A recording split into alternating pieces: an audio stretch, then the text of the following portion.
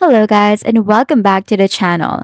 Today we're comparing Snyk and SonarQube, two powerful code security and quality tools developers swear by.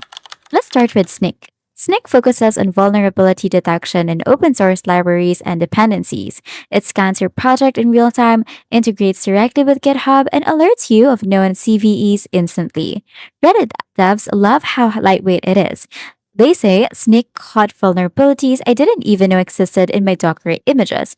The downside, it is cloud-based and free plans are limited. Enterprise pricing ramps up very quickly as well. Now let's move on to SonarQube.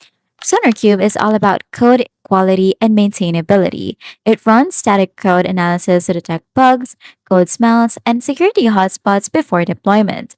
It's self-hosted, works offline, and covers over 20 languages.